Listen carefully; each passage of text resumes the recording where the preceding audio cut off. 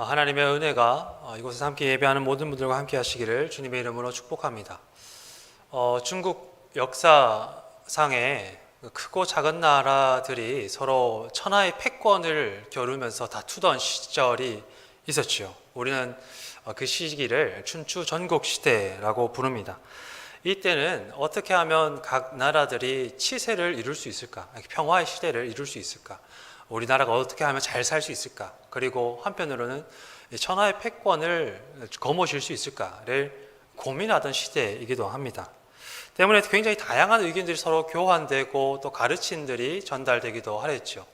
그렇게 해서 좋은 생각들, 의견들, 또 가르침을 전하던 사람들을 우리는 제자백가라고 이야기를 합니다.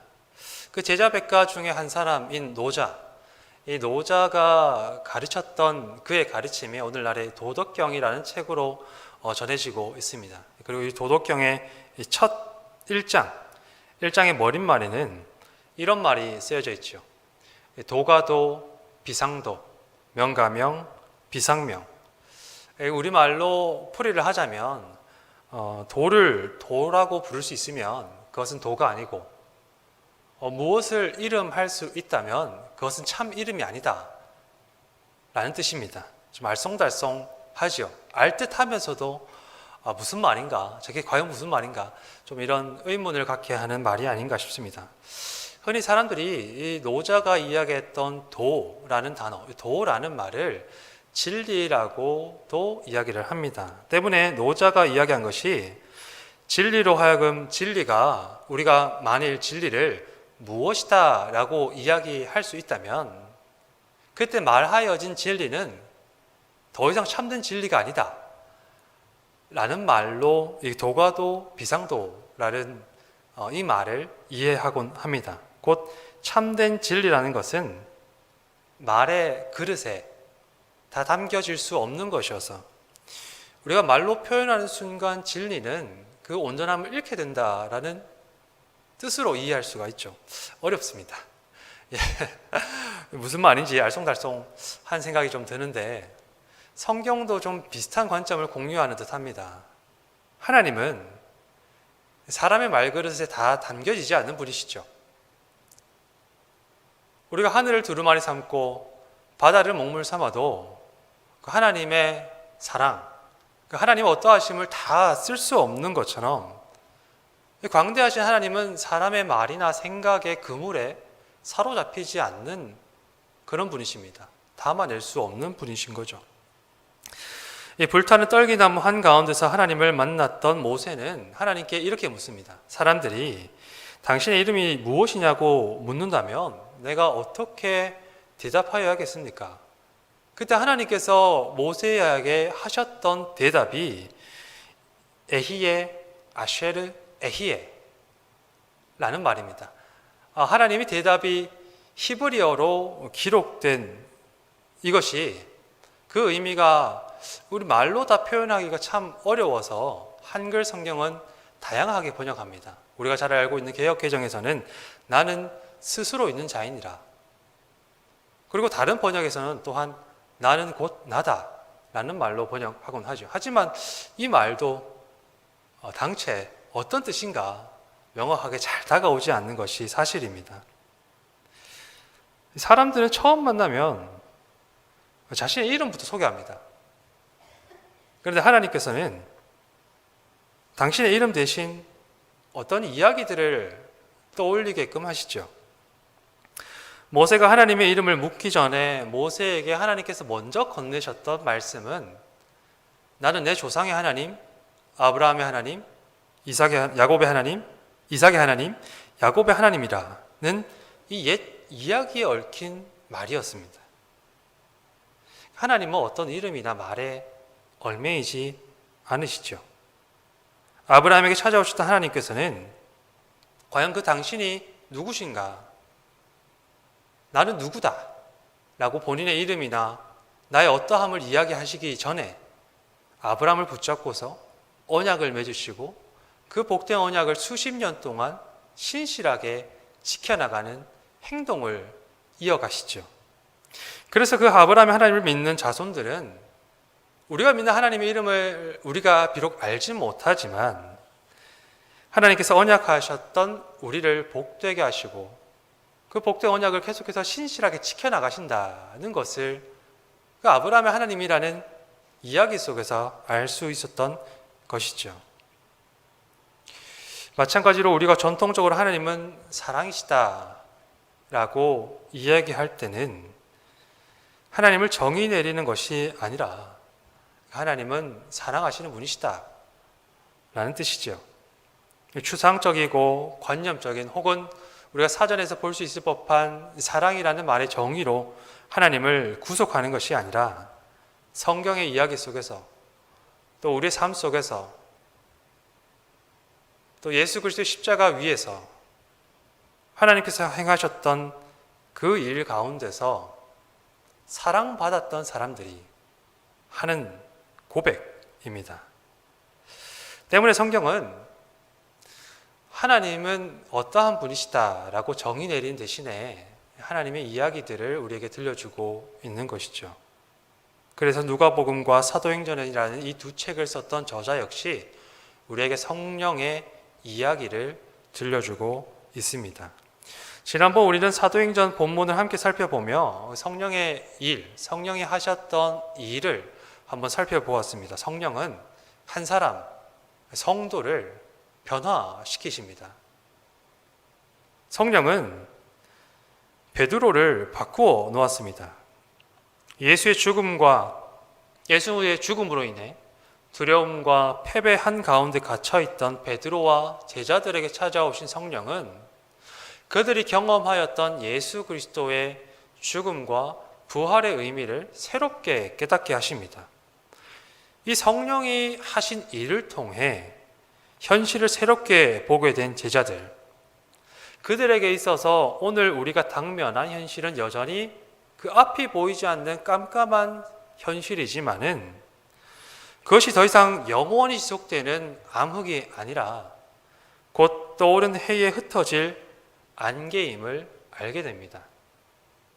세상은 로마의 황제나 여전히 살기가 등등한 유대의 지도자들이 다스리고 있는 곳이 아니라 하나님의 선한 계획 가운데서 다스려지는 곳이다 라는 것을 그들은 성령이 주신 이 깨달음을 통해 새롭게 보게 되죠. 하나님의 나라가 우리의 삶의 한 복판에 찾아왔다는 것을 깨닫게 되는 것입니다. 이 성령이 두려움과 절망의 비늘 벗기시고 그들을 둘러싼 세상을 새롭게 바라보게 하셨기 때문에 베드로는 담력을 얻게 되죠. 그리고 그는 그 담력을 가지고서 아주 담대하게, 한편으로는 담담하게 이야기를 하기 시작합니다. 동서남북에서 모여든 유대인들에게 한 말씀을 전하는 것이죠. 예수 그리스도의 제자들이 대낮부터 술에 취하였다라는 비방을 하고 있는 유대인들에게 그는 한편의 설교를 전합니다. 어쩌면 사람들이 너무나도 불편하게 들을 수 있었을 법한 그 설교의 말미에 그는 이 한편의 설교를 마무리하면서 이렇게 이야기하고 있죠. 이스라엘 온 집은 확실히 알지니 너희가 십자가에 못 박은 이 예수를 하나님 주와 그리스도가 되게 하셨느니라. 자신이 틀렸다는 것, 자신이 잘못했다는 것, 그것을 거리낌 없이 받아들이는 사람을 요즘에 참 찾아보기 어려운 것 같습니다. 다른 사람이 내 잘못을 지적하면 우리는 의례 화가 나기 마련이죠. 어떤 이들은 이 기술이 발전하고 우리가 주로 정보를 습득하는 방식들이 SNS나 유튜브를 통해서 접하게 되다 보니 정보의 편향, 메시지의 편향, 그러니까 내가 듣고자 하는 이야기들만 듣게 된다고 이야기를 합니다.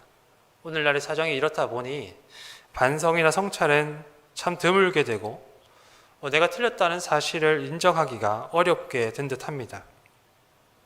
그런가 하면 형제의 눈 속에 있는 티는 보고 제 눈에 들보는 보지 못한다는 예수님의 말씀처럼 똥 묻은 개가 겨 묻은 개에 나무란다는 우리 옛말의 속담처럼 사람들은 본래 자기 잘못에는 눈이 어둡고 타인의 잘못에는 또 눈이 밝은 것이 사람됨이 아닌가 하는 생각도 하게 됩니다. 사람들이 스스로 잘못한 것에 대해서, 자신의 잘못에 관해서는 본래 그와 같은 존재일지라도 베드로는 바로 그런 사람들 앞에서 너무나도 분명하고 정확한 메시지로 이렇게 이야기하고 있는 것이죠. 여러분들이 틀렸습니다. 여러분들이 잘못했습니다. 여러분들이 하나님께 죄를 지었습니다. 베드로가 이렇게 유대인들에게 전하고 있는 이 장면, 우리가 오늘 보았던 이 본문의 내용을, 이 자리를 우리가 조금 더 구체적으로 상상해 보았으면 합니다. 지금 말하고 있는 사람은 베드로이죠. 그 말을 듣는 사람들은 천하 각국 동서남북에서 모여든 유대인들입니다. 말하는 사람은 갈릴리 시골 마을의 출신인 어부 무식자이지만 듣는 사람들은 비록 그 출신이 다양했을지언정 그 가운데는 잘 교육받고 훈련받은 지식인들도 있었고 유대인들의 지도자들도 있었습니다.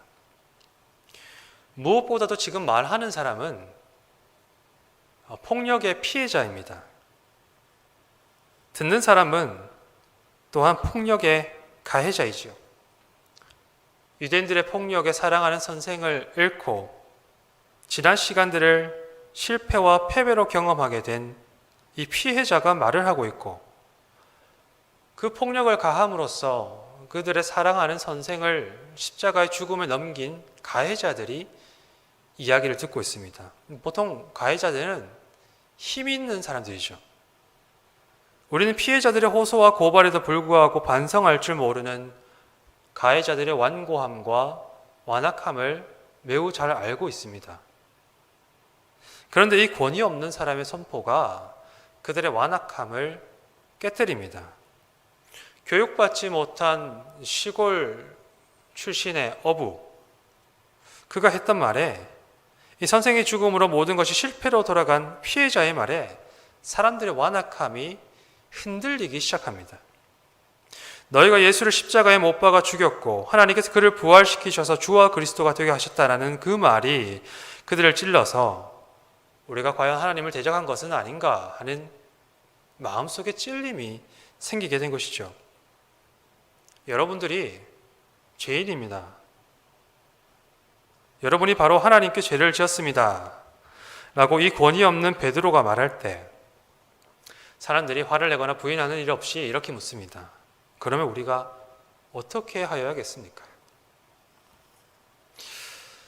누구나 자기 죄 보고자 하는 사람 없는 것 같습니다.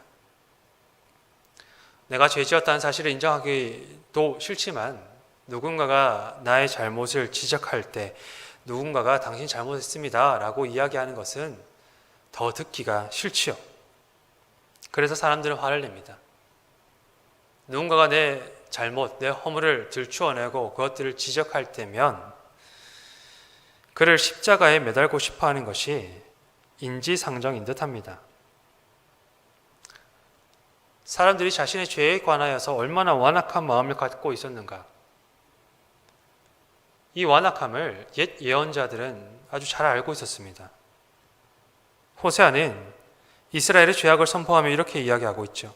그때의 백성들은 산들을 보고 우리를 숨겨다오, 또 언덕들을 보고 우리를 덮어다오 하고 호소할 것이다. 자신의 십자가를 지고 골고다 언덕을 올라가고 계시던 예수님께서는 하나님의 심판을 맞이하게 될 사람들을 염려하시면서 이 호세아의 예언을 떠올리셨습니다. 보아라, 아이 베지 못하는 여자와 아이를 낳아보지 못한 태와 젖을 먹여보지 못한 가슴이 복되다 하고 사람들이 말할 날이 올 것이다. 그때에 사람들이 산에다 대고 우리 위에 무너져 내려라 하며 언덕에다 대고 우리를 덮어버리라 하고 말할 것이다. 사람들은 자신의 죄를 바라보기보다 차라리 산들아 나를 엎어 내 죄를 보지 않게 해다오, 그렇게 호소할 것입니다. 회개하고 하나님께 돌아가기보다 언더가 나를 덮어 하나님으로부터 나를 숨겨다오 부르짖을 것입니다. 죄된 인간이라는 것이 이렇게나 완고하고 완악하다는 것이죠. 예수님은 그 딱딱한 마음을 보셨습니다. 그래서 이렇게 말씀하시죠. 곧 빛이 세상에 왔을 때 사람들이 자기 행위가 악함으로 빛보다 어둠을 더 사랑한 것이니라. 사람이 다 이와 같습니다. 그래서 성경이 우리를 날 때부터 죄인이라고 하는 것이죠. 자기 죄를 향하여서는 눈을 가리고 할 수만 있다면 어둠 속에 자신을 숨겨 그 빛으로부터 도망치고자 하는 우리는 모두가 아담의 아들과 딸입니다. 아담아 내가 어디 있느냐? 하나님께서 물으실 때에 그 낯을 피했던 아담과 같은 사람들이다. 그 완고한 죄인이 시골 마을 어부 출신의 말을 듣고서 그 마음이 찔려 이렇게 묻습니다. 우리가 어찌할꼬? 이것이 사람의 일일 수가 있을까요? 이것은 성령의 일입니다. 어둠 한가운데 예수께서 빛으로 오셨던 것처럼 에덴 동산을 거니시며 숲풀 속을 찾아 그 하나님 낯을 피해 숨은 아담을 찾으셨던 하나님처럼 성령은 우리를 찾아오셔서 우리의 죄와 허물을 들추어 내십니다. 성령은 죄를 밝히시는 분이시다는 것이죠. 성령님은 죄를 추적하십니다. 성령은 죄를 못 본 척 하시거나 죄를 기억하지 못하시거나 혹은 그것을 외면하지 않으십니다. 성령은 고집스럽게 죄를 추적하여서 빛 아래서 우리 스스로 숨어 들어간 어둠을 밝히시는 분이십니다. 그러나 성령이 그렇게 하시는 까닭은 우리를 고발하시거나 우리를 민망하게 하려고 하시는 것이 아니라 하나님께서 죄가 아닌 사랑하는 일을 찾아 에덴 동산을 돌아다니셨던 것처럼 예수 그리스도의 십자가가 우리의 죄를 고발하기 위해서가 아니라 세상을 구원하기 위했던 것처럼 성령은 바로 우리 자신의 구원을 위해 그렇게 일하고 계시다는 것입니다. 그래서 베드로는 이렇게 이야기하고 있죠. 이 패역한 세대에서 구원을 받으라. 여기 이 패역이라는 말이 세번역과 공동번역에서는 각각 비뚤어진, 사악한이라는 말로 번역되고 있습니다. 그리스어 원문의 스콜리오스라는 단어는 굽어졌다라는 뜻을 가지고 있죠. 굽어진 것은 어떻습니까? 그것은 본래의 형상이 아니죠. 곱게 펴져 있던 것이 굽어진 것은 본래의 상태에서 벗어난 것입니다. 굽어진 것은 다시금 본래 상태로 곧게 펴져야 하는 것. 굽어진 상태에서 여러분들 구원받으라는 것은 원래 있어야 할 자리로 원래 상태로 여러분 돌아가십시오 라고 말하는 것입니다. 우리가 바로 그 굽어진 사람들이 아닙니까? 베드로가 이야기하고 있는 이 패역한 세대라는 것은 우리 바깥에 있는 어떤 세상, 내가 아닌 다른 어떤 사람들, 나는 아니라고 말할 수 있는 누군가가 아니라 바로 우리 자신이라는 것이죠. 하나님의 곁을 떠나서 스스로 자신의 주인이 되려고자 하는 마음, 그 하나님과의 친밀함을 지키는 대신에 자기 뜻대로 살고자 하는 마음, 그 마음을 가진 우리는 굽은 사람들이 아니겠습니까? 성령은 우리에게 말합니다. 다시 곧게 펴 세워지십시오. 원래 상태로 여러분들 돌아가십시오. 있어야 할 자리로 여러분들 회복하십시오. 이 패역한 세대에서 구원을 받으십시오. 성령은 이 일을 위해 우리의 죄를 밝히십니다. 회개하여라. 바로 그 죄에서 돌아서라고 말씀하시죠. 그리고 그렇게 말씀하시는 성령께서는 또한 이렇게 이야기하십니다. 그리하면 성령을, 하나님을 선물로 받을 것이다. 그날에 3,000명이 세례를 받습니다. 우리가 바로 그 죄인이라고 성령께서 비추실 때에 화를 내거나 부인하거나 도망하지 않았던 사람들, 진실로 자기 죄를 깨닫고 회개했던 사람들, 이제 내가 다른 삶을 살겠노라고 결단한 사람들이 베드로를 통해서 하나님께서 약속하셨던 것처럼 이 성령을, 구원을 얻게 되었다고, 하나님께서는 그들에게 약속한 것을 이루셨다고 오늘 말씀은 우리에게 전해주고 있는 것이죠. 이 이야기는 그저 옛날 이야기가 아닙니다. 한때 있었고 성경에 기록된 초대교회와 베드로의 이야기뿐만이 아니라 바로 우리의 이야기인 것은 그날 살아 역사하셨던 성령이 오늘 우리 시대에 여전히 이 교회 한가운데서 일하고 계시기 때문입니다. 오늘날 많은 사람들이 교회를 굉장히 근심 어린 눈으로 바라봅니다. 그러나 교회의 문제는 내가 아닌 다른 사람들의 문제, 이 패역한 세대의 문제가 아니라 바로 나의 문제입니다. 피리를 불어도 춤추지 않고 슬피 울어도 가슴을 치지 않는다는 주님의 말씀처럼 간혹 죄에 대한 이야기를 듣지만은 그것을 내 것으로 듣지 않는 나의 문제이죠. 어쩌면 우리 시대의 교회가 마주한 어려움은 점차 피리를 부는 사람도, 슬피 오는 사람들도 날이 갈수록 찾아보기가 참 어렵게 되었다라는 데서 또한 있는지 모르겠습니다. 교회는 죄를 이야기하는 것을 불편하게 되었죠. 죄를 이야기하는 사람들의 입을 막고자 하고 내 편이 되어주는 하나님만 설교되기를 은근히 바라는 것은 아닌가. 이미 우리에게 주어진 삶이 충분히 무겁고 부담스러우니 이 불편한 죄에 대한 이야기가 아니라 우리 삶을 한없이 긍정해 주시는 그 하나님에 대한 말씀에 많은 사람들이 몰려들고 있는 것은 아닌가. 어떤 사람들은 베드로와 우리가 서로 다른 형편에 있다고 생각할지도 모르겠습니다. 우리는 예수를 믿고 있지만은 이 베드로 설교를 들었던 사람들은 예수님을 믿지 않고 십자가에 못 박았던 유대인들이 아니냐. 그러니 우리와 다르다라고 이야기할지도 모르겠습니다. 예수를 믿어서 영원히 죄사함을 받은 우리는 전혀 다른 사정에 있다고.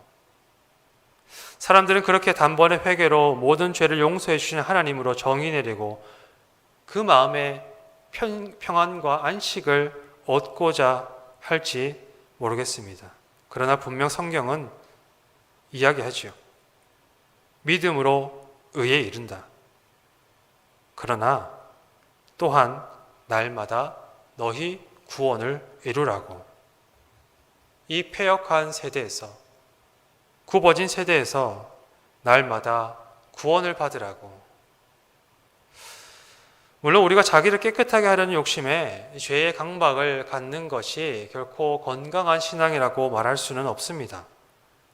자신의 죄를 스스로 깨끗하게 할 수 없는 우리는 우리의 죄보다 더 크고 끝없는 하나님의 은혜에 시선을 두어야 합니다. 그러나 이 말이 곧 우리가 죄에서 눈을 돌리거나 우리의 죄에 스스로 눈을 감아서 마치 죄가 없는 듯이, 죄 짓지 않은 듯이 살아가는 것은 더욱 건강하지 못한 영혼의 자세이다 라고 말해야 할 것 같습니다. 사도 바울이 이렇게 이야기하고 있기 때문입니다. 죄가 더한 곳에 은혜가 더욱 넘쳤나니.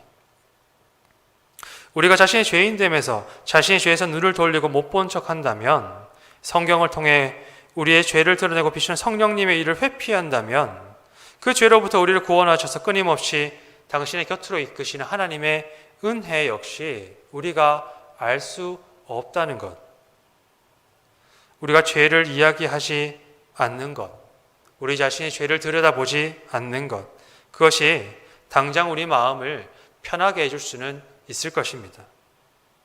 성경을 통해서 우리 마음을 편하게 하는 것, 우리 욕망을 부추기는 말씀에만 귀를 기울이고 우리 욕망을 정당화해 주는 설교에만 귀를 기울이는 것은 우리의 마음을 즐겁게 할 수는 있을 것입니다. 그러나 평안하다 평안하다 외치는 자들을 향하여서 하나님께서는 나의 영이 함께하지 않는 거짓 선지자라고 말씀하시고, 유대인들의 죄와 심판을 외쳤던 예레미야는 그들의 손에 매맞고 옥에 갇혔다는 것을 우리는 또한 한편으로 함께 기억해야겠습니다. 성령님께서는 우리 죄를 드러내십니다. 그 성령께서 하시는 일이 비록 우리를 불편하게 만들고 부담스럽게 만들지라도 성령께서 바로 그 일을 통해 우리를 정결케 하시고 하나님께로 인도하시기 때문입니다. 함께 이 말씀을 나누는 모든 성도님들께 그 하나님의 은혜가 함께 하셔서 우리의 죄 가운데서도 빛을 발하시는 성령님의 은혜 아래 날마다 하나님 곁으로 구원을 누리시는 복된 삶이 되시기를 주님 이름으로 축원합니다. 함께 기도하시겠습니다. 주님, 구원의 은혜가 너무나 커서 우리가 용서받은 죄인이라는 사실을 잊지 않게 하옵소서. 우리는 용서받았을 뿐만 아니라 날마다 주님께 용서를 구해야 하는 연약한 존재임을 또한 기억하게 도와주시옵소서. 우리의 죄를 용서하여 주시옵소서라고 간구하라고 기도를 가르치신 주님의 말씀처럼 우리는 오늘도 여전히 죄 짓는 한 사람임을 깨닫고 구원의 은혜를 베풀고자 우리 어둠을 밝히시는 성령님께 순종할 수 있는 믿음을 허락하여 주시옵소서. 그래 날마다 성령의 충만함 가운데 구원을 누리는 성도 되기 원합니다. 주님 우리를 긍휼히 여겨 주시옵소서. 예수 그리스도의 이름으로 기도드립니다. 아멘.